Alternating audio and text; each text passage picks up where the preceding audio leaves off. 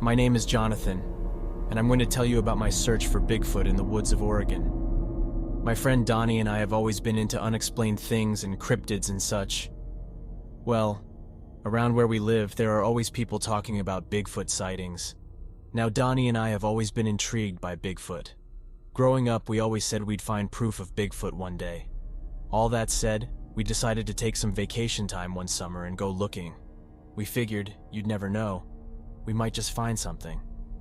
Also, if we didn't, it'd be okay because hanging with your best friend is always a good time. So we set off with a strong sense of adventure and high hopes.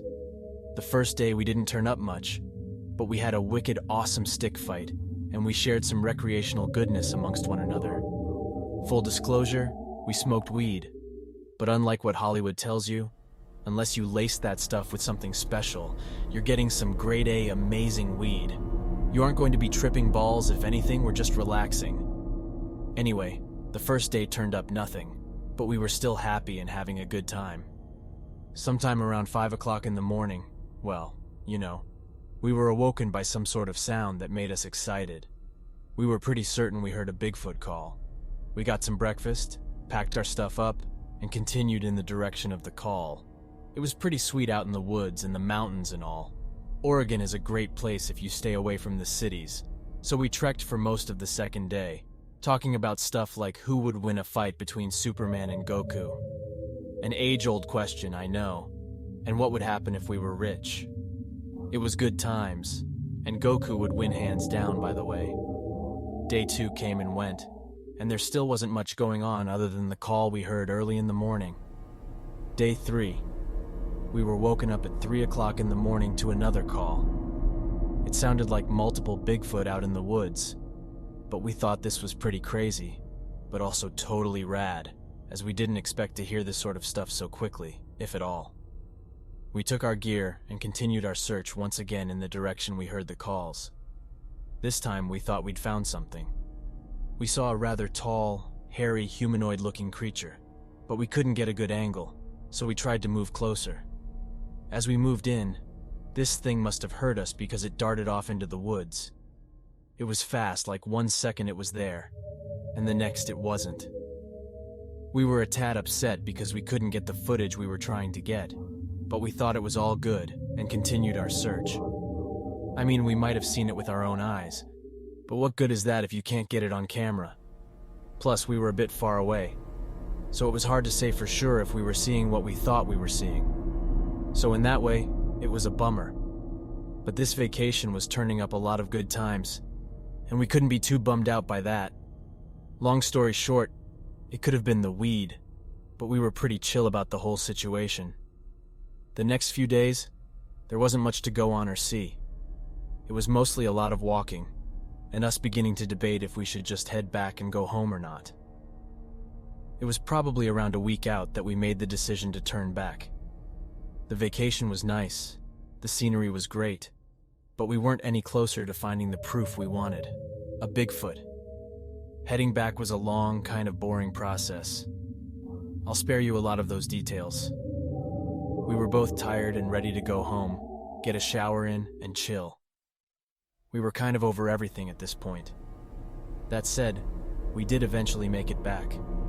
When we got there, though, we realized her keys were missing to the car. This was the worst possible feeling, as we had no idea how we would get back home, and we just wanted some sleep. Still, we needed to search, so we left our stuff sitting next to the car. We weren't really worried about it being stolen as there was nothing really valuable or that couldn't be replaced, and no one was around this time. We headed deeper into the woods, backtracking as much as possible, looking at the ground and eyeing things pretty intently. I was beginning to feel kind of pissed off when I heard the sound of jangling in the distance. It was pretty loud as things were rather quiet, and it wasn't too far off, so we headed in the direction of the jangling. That's when we saw something I'm still in disbelief about. We saw the creature from before, but this time it was much closer. Naturally, we didn't have our camera, but in that moment, I didn't really care. I'm positive I saw Bigfoot. It was jangling our keys like it was curious. I was pretty stoked, and as we approached, we stepped on a stick, and the thing turned and looked at us. There was a brief pause and probably a bit of shock on all of our parts, before the thing darted off into the woods, leaving the keys behind. I remember feeling pretty stoked and extremely happy in that moment. Sure, we didn't get our undeniable proof for the world of Bigfoot's existence, but we did get our personal proof for ourselves. Not really worried about people's beliefs nowadays. If you believe our story, awesome. If not, that's cool too. We know what we saw, and I've never been so happy to have temporarily lost my keys before.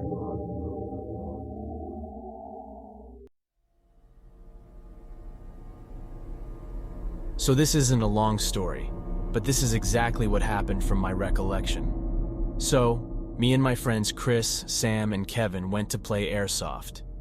Since we are lazy, we decided to play it at my friend Michael's house. Behind his house, he has a huge forest. We always played airsoft in his backyard. The area we play airsoft in is near a big line of power lines. It has 2 sets of woods on either side of it and a hill on the edge. The area is also boxed in by cow fences. The area right under the power lines was perfectly flat with no grass. We started at about 4 o'clock-ish. We played about 3 or 4 battles until it started to get dark. Since we aren't easily scared, we continued to play for about 30 minutes until it was pitch black. I was deep in the woods. My friends were on the hill shooting at me and my friend Michael for about 10 minutes. So my friend Michael finally got hit. So it was just me, Kevin, and Chris. I got very close to the ground so they couldn't see me. Then I got that weird feeling in my stomach. You know, the feeling when you feel like you're being watched. First I ignored it, but then the feeling got stronger. I stood up and turned around. I saw what looked like a 10-foot tree man with a leaf-like face and 2 bright blue eyes. So at first I thought that it's just like a tree with holes in it or something. But then I realized it was dark out. So I turned back around and it was closer this time. It stepped forward, and it had a huge smile. I then realized that it started looking at me. That's when its mouth opened. It was just horrible. I wish I could say I charged it, but I screamed like a girl and ran. I was screaming and trying to alert my friends. My friend Kevin is a very paranoid guy, so he provided covering fire and was yelling to me to run faster. We all ran and just continued running. I have never run so fast in my entire life, even until this day. My friend Chris turned around and unloaded his gun and screamed. We finally made it to Michael's house. We booked it into his house and locked the door. As we were in the house, we started hearing tapping and banging on the windows and doors. We shut off the lights and barricaded the doors. We played in the dark for about 45 more minutes. The noise stopped. We waited for another hour, a painstakingly, horrifyingly long hour. I swore it felt like I had been up there for days. Then we heard a knock at the door. We stayed quiet. Then my phone rang. It was my dad. I picked up and he said, "Son, will you please come open the door?" I went upstairs and opened the door. Sure enough, it was my father. I pulled him inside and closed the door. He looked at me and said, "It's time to go." So I grabbed my things and ran out the door and hopped into the car. My friends and I kept in contact the entire time, but nothing seemed to happen after this. My phone died, and when I got home, I charged it to make sure no messages were there. I only had one, and it was one of my friends saying, "Stop messing with me." But of course, I wasn't there messing with them. I called him, and he sounded pretty calm. He said it was probably just somebody messing with them, and they just wanted to forget about it. But honestly, in the back of all of our minds, I think we know what it was. I know this seems silly, but it has had me terrified for many years.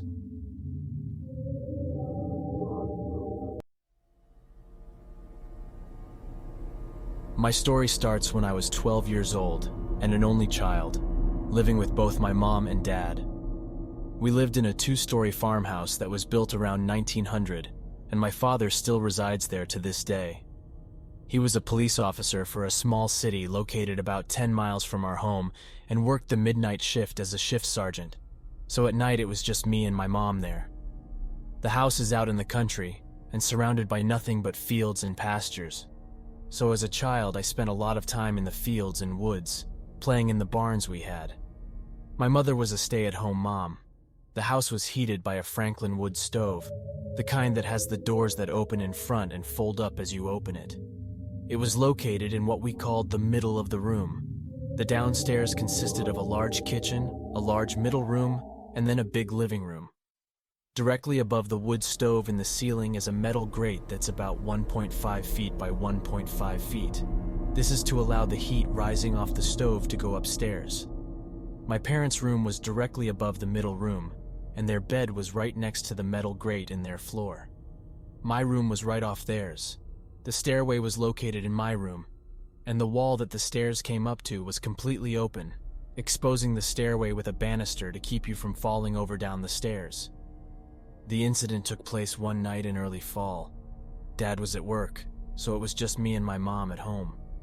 Sometime in the middle of the night, I was awoken to the sound of the fireplace poker striking the wood stove, and it sounded as if someone was stirring the fire and not being quiet about it at all. My first thought was, why the heck is she building a fire? It's hot here already. After probably another 30 seconds of banging, I heard my mother call out my name.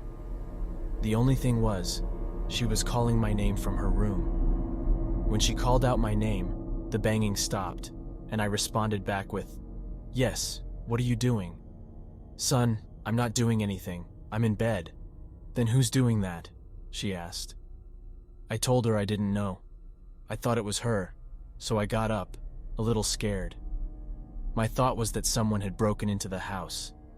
My mom grabbed the .38 S&W she kept in a nightstand, and we go downstairs. When we get to the room, the doors are wide open on the stove, and the poker is laying in the stove. We searched the entire house and checked all the doors and windows, but nothing. Mom checked to make sure there was no bird in the chimney. Nope, all good there. So we close up the stove, place the poker back under the stove, and go back upstairs to our respective beds. No sooner than we get in bed, and it starts again. Only this time, it's much louder than before. I get up and go to their room. My mom is laying in bed, looking over the edge at the grate and looking down at the stove.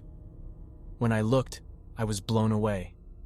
There, in the light of the kitchen light, you could see the doors were open again. The poker was slamming around all over the place on the stove, but there was no one holding it. My mom yelled out, "Who's there?" And the poker fell to the floor again. We go downstairs and check everything. It was all as we left it. The stove doors were open again, the poker laying on the floor in front of the stove, and we still talk about it to this day.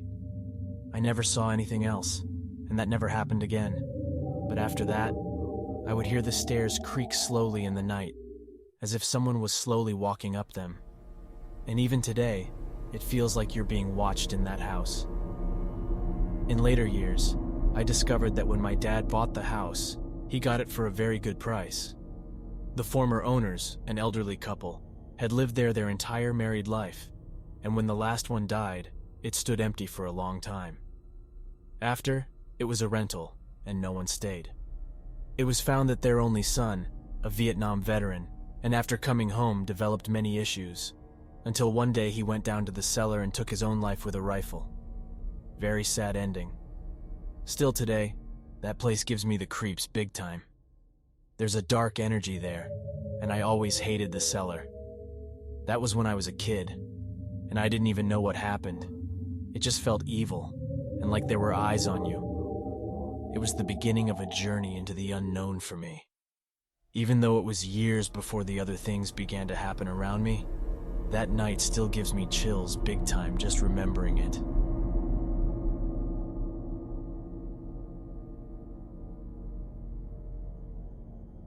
This isn't my story, but a story told to all the kids on my hauler to scare us into not going off on our own, especially on Halloween night. So, some details. If you don't know what a hauler is, it's the valley in between the mountains with lots of houses. You see, I live in West Virginia, where a lot of creepy things happen all the time, from ghosts to creature sightings to people just disappearing. In the 60s, there was a massive flood that killed a lot of people, so you can imagine the ghost activity around here. Anyway, the hauler is long with one bridge in or out, and yes, our roads are paved. but the road turns to a four-wheeler trail pretty quickly. Now, when this happened, which was in the 50s, at the end of the howler, they had what everyone called a community gate, which was basically a fenced-in area that went halfway up the howler, and people brought their horses, cows, pigs, etc.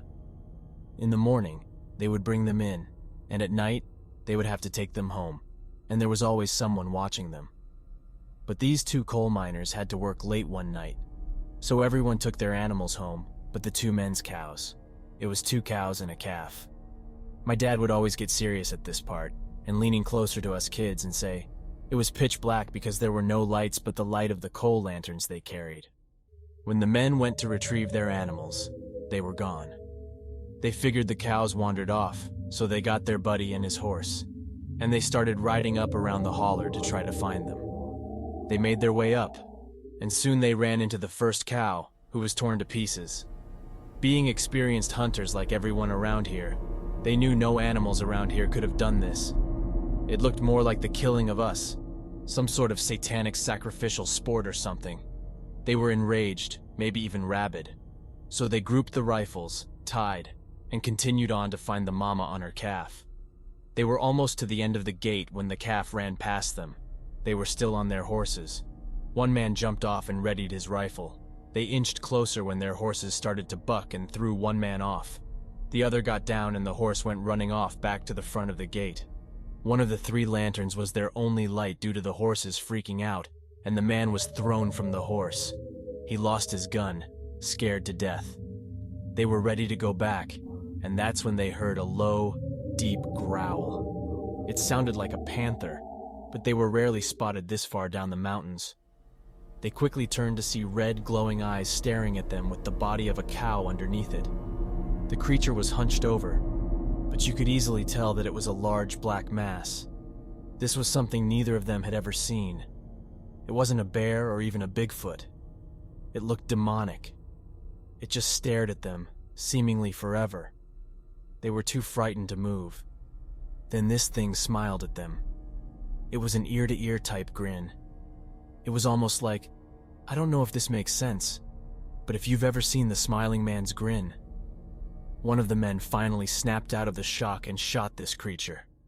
It made a god-awful, blood-curdling scream, which made the other man shoot his gun. The creature ran up the mountain. It took them a while before they walked back down to the gate. They picked up the calf and horses, and then went home. For the longest time, the 3 wouldn't speak a word. They just said they saw something that will haunt them to their last day. Eventually, one of them finally told this story. I'm not sure if people actually believe it, but it kind of turned into a legend around here. The older folks tell the kids to make them believe the demon howler will come and get them if they don't behave. I know it's kind of brutal, right? Of course, as kids, we used to go up there and see how long the others would last till we got scared. We did it in our teens, and heck, we still do it as adults. We will tell the kids today the same story, and most likely, they'll tell their kids. West Virginia is pretty known for being creepy.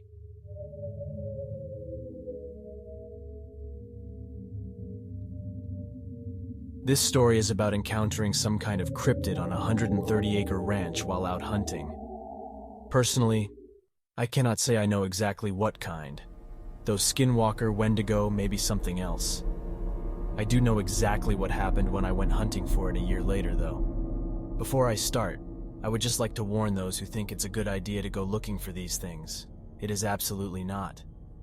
A year after my first encounter, almost to the day, I returned to my friend's 130-acre ranch. We will call my friend D. Since my first encounter with the towering humanoid figure, I was determined to find out what it was.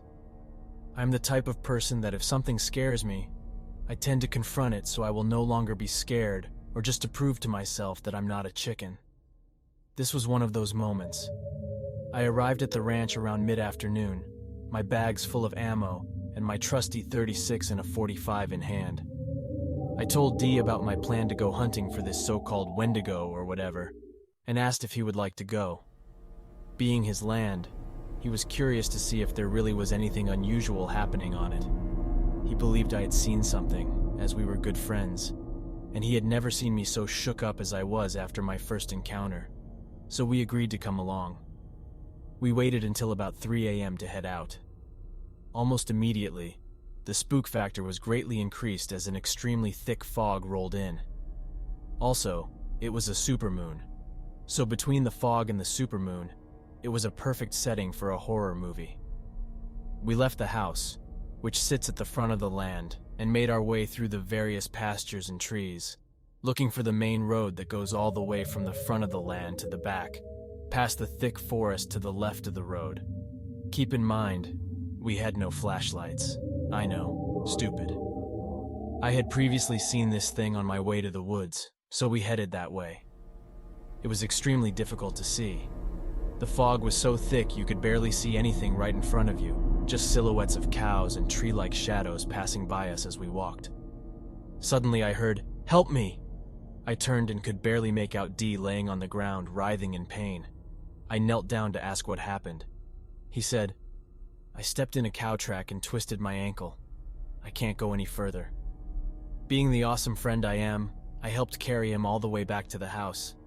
Being incredibly brave or stupid, I traded him my .30-06 for his 12-gauge loaded with buckshot and headed back out alone.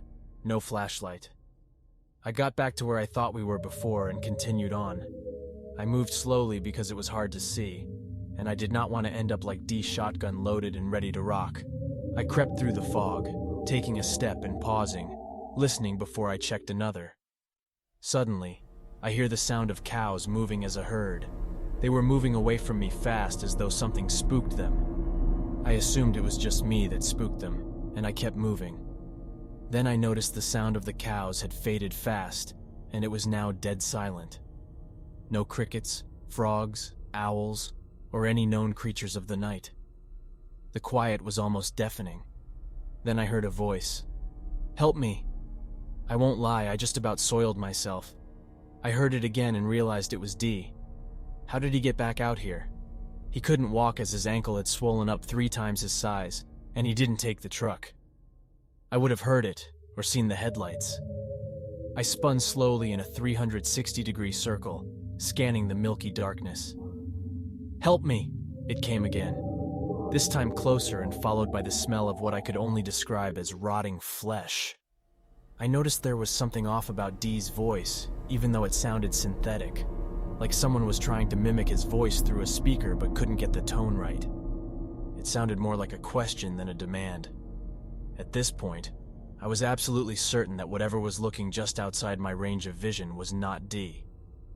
I pointed the shotgun in the direction I thought the last cry came from and pulled the trigger. The gun kicked and the sound echoed across the pasture, slowly dying out. I waited for a moment, nothing but quiet. Then I felt it. A rumbling that started in my feet, vibrating up my legs.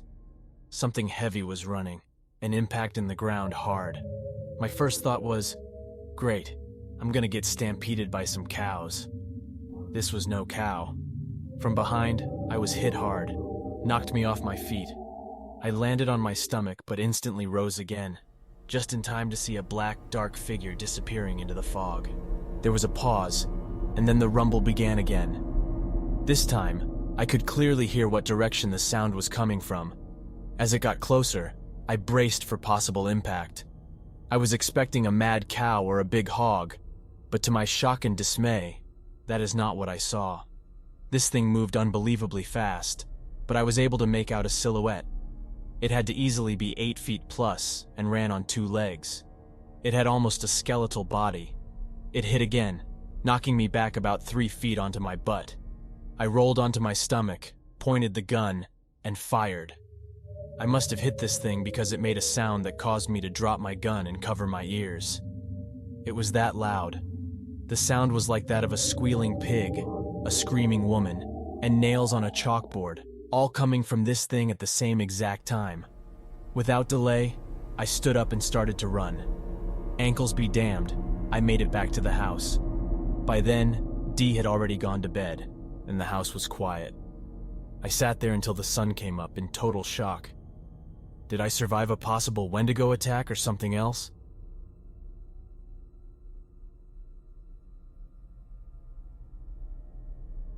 When I was growing up, there had been a few forests around town that had famous stories linked to them. The people believed that the forests were cursed from the Native American tribes who were relocated from their homes way back when. They said the forests belonged to them, and when you go in and past your gut feeling, those people pass away in those woods. When my dad and sister and I moved when I was around 13 or so, we moved to a small town. Across the street was a hill, and at the top stood a blue water tower. I used to hang out in the woods across the street from my house. It was quiet, and the birds always chirped. Other kids were scared of the woods, but I went up there to draw and listen to the birds. Also, because it was at the top of a hill, I could look out and see the entire town and feel the breeze. But when the animals went quiet, it was time to go. When the school year started, I found out this was an ancient Indian burial ground. Every year our class would go up to the hill and learn about it in the town. And the school were actually very respectful of the forest and the hill. We took care of the trees there. If you looked at the ground, you could still see a lot of Native American arrowheads. We never took them home. We knew we weren't supposed to. I didn't, at least. I actually would go into the forest when I was walking home because the bullies were too scared to go in. I felt safe there, but I also had to remember to respect it. In the forest, we also had wood piles. When we would go into the forest, we would make piles for the local foxes to nest in the wintertime. One time I went to school after retreating into the forest from one of my bullies. A couple of my classmates came up to me and one of them said, "What did you do to Jacob?" I looked at the kid and said, "Nothing." "Why?" They looked at each other and said, "Well, something scared him, and we thought you scared him in the woods." "I didn't scare him," I replied. "I just want to hang out up here, that's all." That time Jacob threw a rock at me, and I remember it landed to my right. I hurried up my pace in the woods and thought he left the woods at that point, like he always did. He screamed "raccoon" at me. When I reached the top of the hill, I cried and went home because, for some reason that time, the bullying hurt. Whatever happened to Jacob in the woods, I'll never know. He stopped bullying me from that day on and sent sorry to me, and that it would never happen again. He did say something happened in the woods, but will never say by what or who. But he had a look of terror and practically begged me to take the apology. I told him it was okay. I went on my way. He could never look me in the eye again. That was back in middle school. So when I went to college, I saw him at the 4th of July college event. I was going to catch up with him about life and put the bullying behind us. He glanced but still looked uneasy, so I simply walked by. Sometimes my sister would walk home with me after school, only once or twice I recall. Every time that we entered the woods, she felt lost. I even had her lead us, and she couldn't follow the trails. It was like she kept seeing these invisible trails that went in circles. She started to breathe heavily and cry, and said we were lost. She had an anxiety attack, and just told me she had to get out of the woods. I was totally chill, and knew the forest pretty well. Then let us out, and it was easy. It was literally just 3 trails, one from the south, one from the north, and one going up the hill to our house. You could get in and out of the forest in under 10 minutes from one side to the other.